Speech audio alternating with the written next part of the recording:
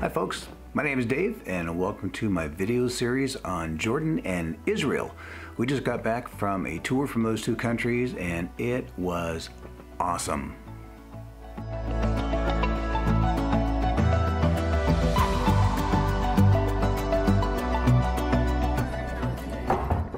Thank you.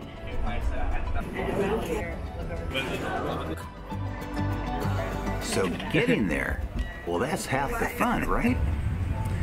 Well, I can't remember if it was 1 day or 2 days.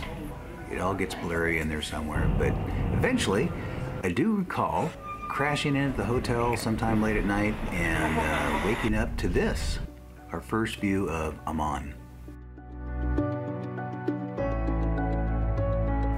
Jordan is a combination of two words, Jor, meaning tribe, and Dan, which is one of the 12 tribes of Israel. So Jordan means the tribe of Dan.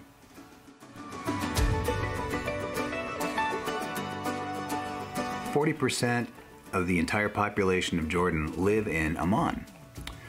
And the population of Jordan has grown from 6.6 million to 14 million in just 6 years, taking in refugees from Iraq, Egypt, and Syria. Pretty incredible. And you can see a lot of revitalization taking place throughout, especially Amman, near the city. New highways are going in. There's just a lot of activity.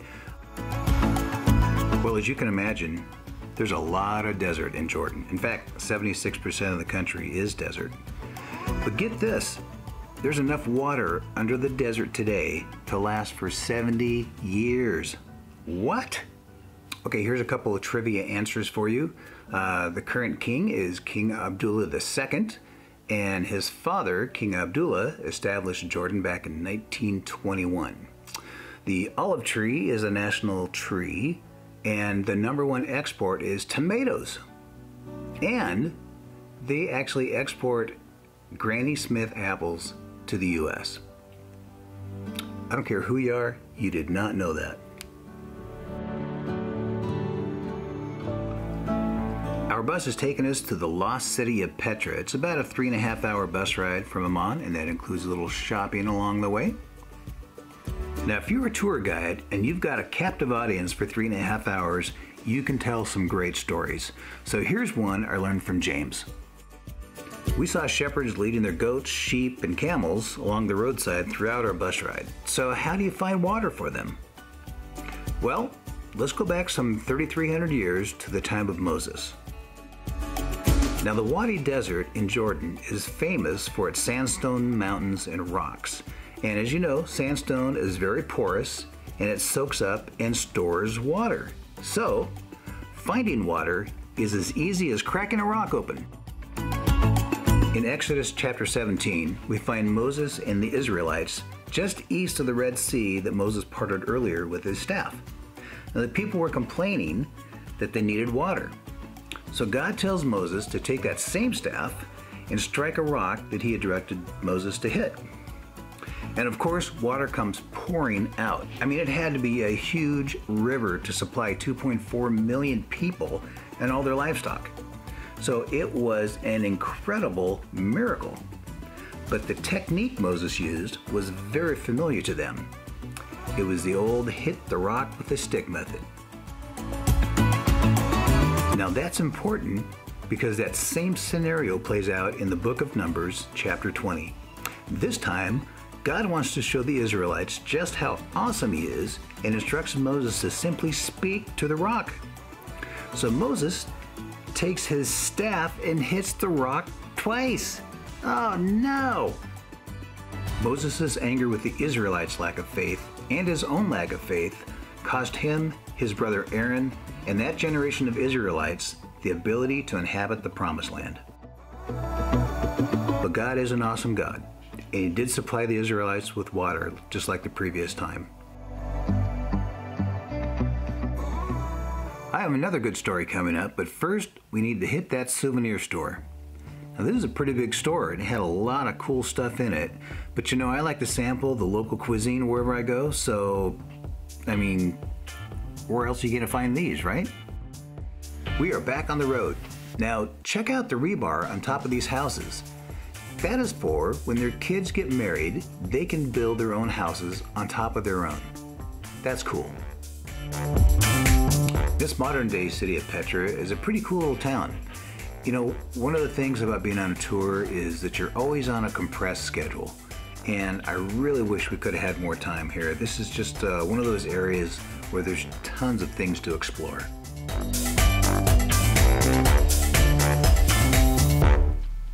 We finally made it to Petra.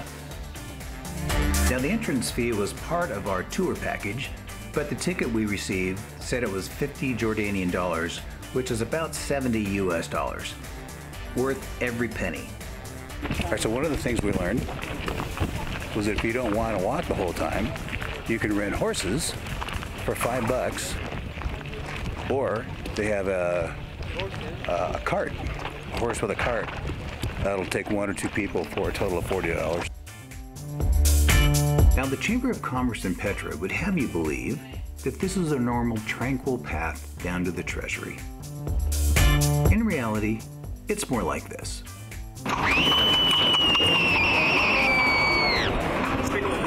Be very careful on this correctly.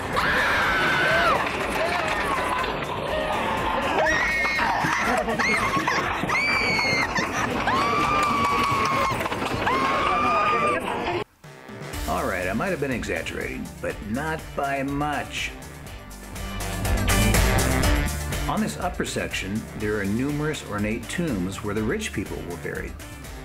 The number of pyramids on top equate to how many people the tomb was originally built for. When it came to water, the Nabateans were pretty ingenious. They built a dam, created a reservoir to store water, and then routed that water around this huge rock down to where the people lived. You see, they were first farmers before they became carvers, so controlling water was extremely important to them. As part of their water plan, they made ceramic pipes and carved channels into the sides of the Sikh, which we'll talk about next. This carried spring water down to the town below. Before we get there, check out a few more of these tombs. Unfortunately, Fred and Wilma had just stepped out before we got to their place. The Sikh starts about a half a mile in on your hike, and this is the main entrance into the ancient Nabatean city of Petra. The walls of the Sikh are anywhere from 40 meters high to 210 meters high, over 600 feet, and it's as narrow as just 10 feet wide in some places, and it's about 3/4 of a mile long. And this has been used by the Nabateans as a holy entrance. Now, whenever I heard of Petra, I thought of Indiana Jones, of course, down at the treasury. I had no idea that the Sikh even existed, but it is at least on par with experiencing the treasury.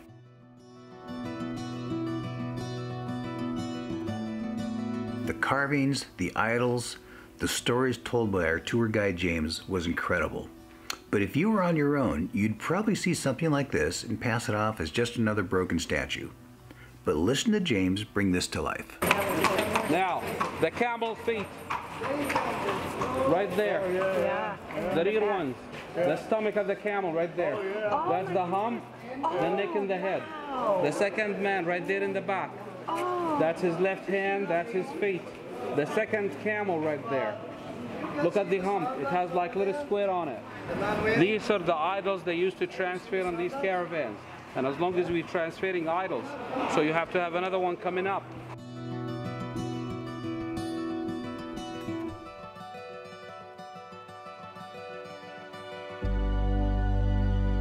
The treasury. It's as amazing as you think it would be. Notice the urn on top has been riddled with bullet holes.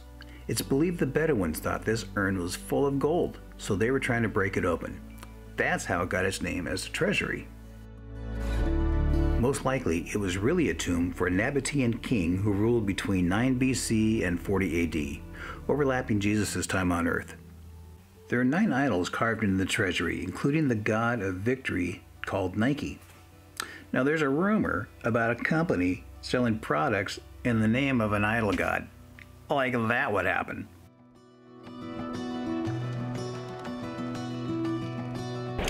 All right, so this is pretty cool. So this was just discovered like 8 years ago at the base of this temple structure. All right, I'm gonna step in and help this guy. He's new to this whole video thing, doesn't always talk coherently when the camera's on. What he wanted you to know was that they discovered a stairway leading down to 2 rooms about 8 years ago. And that pretty much solidifies that the treasury was a tomb. It was nice and warm up on top. And until right now, we haven't seen the sun in like an hour and a half.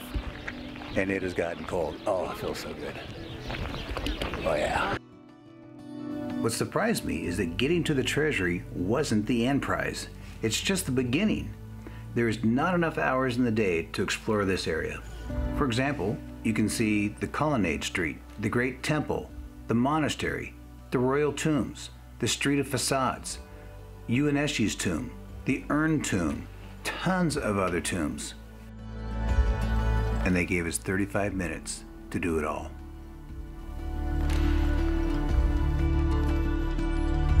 So we didn't see any of that, but what we did see was still pretty amazing. You can walk up this path up to the high place of sacrifice, or for a bit of cash, you can take a donkey up and down. There's also a theater completely carved out of stone. The Romans eventually conquered this town, and normally they would tear down an existing structure and build their own. But in this case, they kept the original, which meant that it had to conform to their rules, which meant a theater had to hold at least 7 to 10% of the total population. Now this theater seats about 5,000 people, and best guess is that the town held about 20,000 people in the year 1 AD.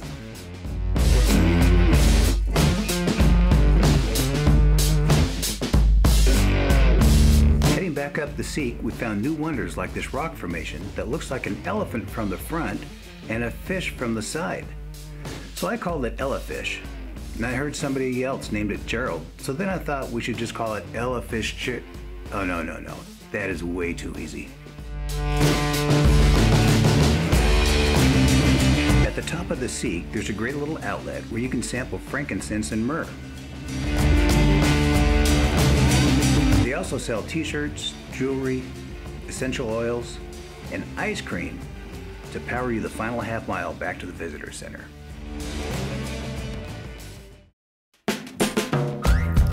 We made it back to the bus, and now we're ready for another relaxing 3.5-hour ride back to Amman.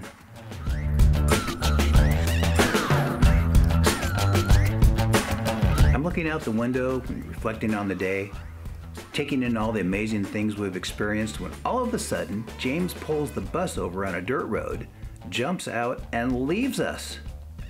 I mean, what do we really know about James? Did anybody vet him? Is this one of those tours that ends up on the 6 o'clock news? Wait, back that up. James is the man.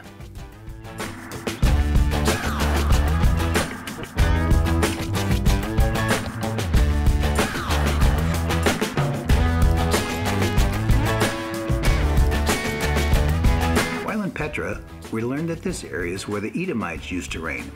Now I remember back in my Sunday school days that the Edomites, Moabites, and Ammonites were always fighting the Israelites. But I never associated them with where they lived. Turns out, they were in Jordan. There are natural valleys that separate those 3 kingdoms, but with some rather unnatural beginnings. Let's go back to the book of Genesis, chapter 19, and find a story about Sodom and Gomorrah. We'll skip the part about why God destroyed those cities, except to remind you that Lot's wife turned into a pillar of salt when she looked back at Sodom being destroyed after an angel told them not to do that. Now fast forward to Lot and his 2 daughters settling into a cave in the mountains after everyone they knew had been destroyed. Lot's daughters were worried since there was no one around to give them children. So they devised a plan to get their father drunk, and they slept with him on 2 consecutive nights. Now the oldest daughter became pregnant, and she named her son Moab, which in Hebrew means from father or seed of the father, and he became the father of the Moabites. The youngest daughter became pregnant, and she named her son Ben-Ami, which means son of my father's people. And he became father of the Ammonites. So the Moabites and the Ammonites descended from Lot, and the Edomites descended from Esau, who, if you remember, sold his birthright to his brother Jacob. But we don't have time for that right now. And that's the story of the beginning of the Ammonites and the Moabites and the Edomites. You're welcome. After a long day, we checked back into our hotel after dark, ate dinner, and went to bed for a quick nap, and then up early the next morning to grab some breakfast and get back on the bus. Today, we'll be heading to Mount Nebo and crossing the border over to Israel late in the afternoon. When you're on a tour, you get used to packing and unpacking as you head off to new adventures. Today, we leave Amman and head to the Mediterranean Sea. What's unusual about what you're seeing is green. Jordan and Israel had unusually wet winters. We're here in the last week of February and the first week of March, and it is stunning. Now this will all turn brown soon, so we came at a really good time. Except for today, because it's pouring down rain and foggy. Our first stop in Jordan today is in a town named Madaba. Inside the early Byzantine Church of St. George is the oldest surviving mosaic of the Holy Land dating back to the 6th century AD. The mosaic map of Jerusalem is thought to be accurate for the time period of around 542 AD. Now the mosaic was mostly destroyed during a huge earthquake in the year 746 and abandoned, only to be rediscovered in 1884 during the construction of a new Greek Orthodox church on the site of the previous church. This mosaic has nearly 1 million stones and used 6 natural colors. There's a great memorial sign welcoming us to Mount Nebo where God met Moses to show him the Promised Land. However, the day we were there, it looked like this. Something tells me God didn't invite Moses up here during the month of February. Hey Moses, sorry about this weather, but the Dead Sea is to your left, Jericho's to your right. I know you can't see it, but the Mount of Olives in Jerusalem is just over there to the west. Bummer you can't see it today. Fortunately, the Mount Nebo Interpretation Center is on site as well, and it's dry.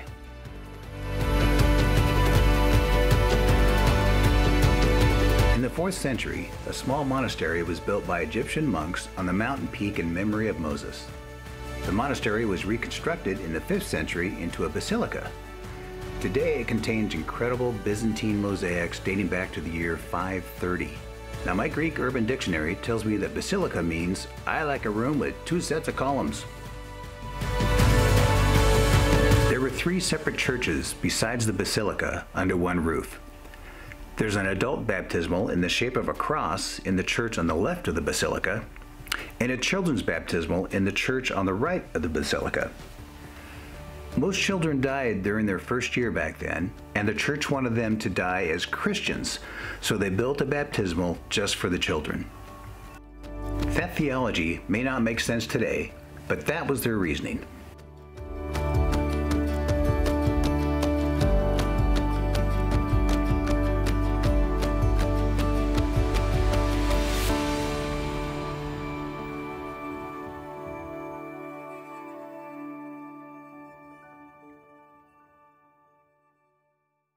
But the main event of Mount Nebo is the view. We were able to wait out the storm and catch a glimpse of what God had to show Moses that day. Even on a day like this, it is amazing. Can you imagine seeing this after wandering around in a desert for 40 years?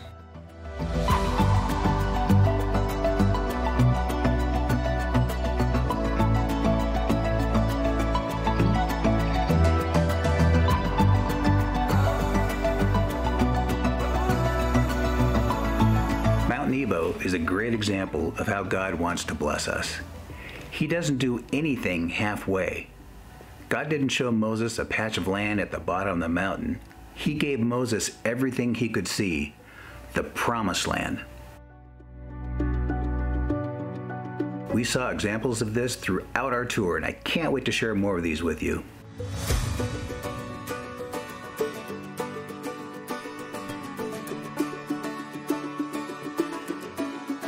Our final destination in Jordan today is the Mosaic House, where local artists create incredible mosaic pieces such as wall art, vases, beautiful tables, bowls, and trivets, just to name a few.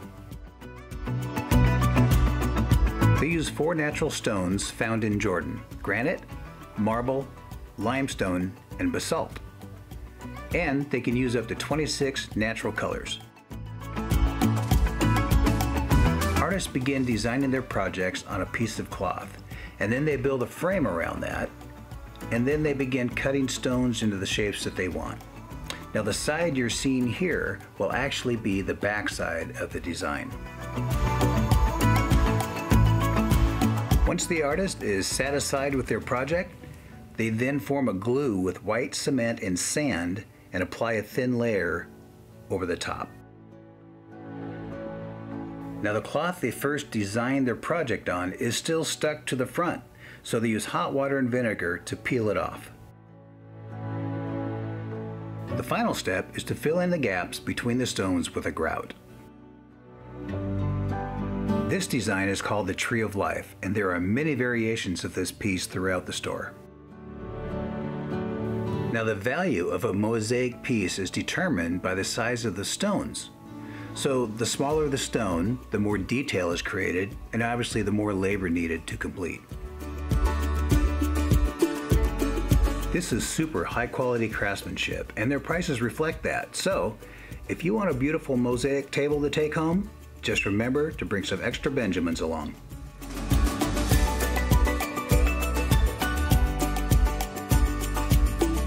The rest of our day included crossing over the Jordan River into Israel, meeting our new tour guide, Aran. More on him later. Aran is awesome. Taking in the scenery, going through Tel Aviv during rush hour, and ending up at our new hotel, the Ramada in Netanya, just 30 minutes north of Tel Aviv. We arrived after dark, had an awesome dinner. Did I mention I gained 17 pounds? Threw our bags in the room and crashed for the night with the sound of the Mediterranean Sea in the background. I know, you want one, don't you? Well, that's all for this video, but I'll give you a sneak peek of how the next morning started.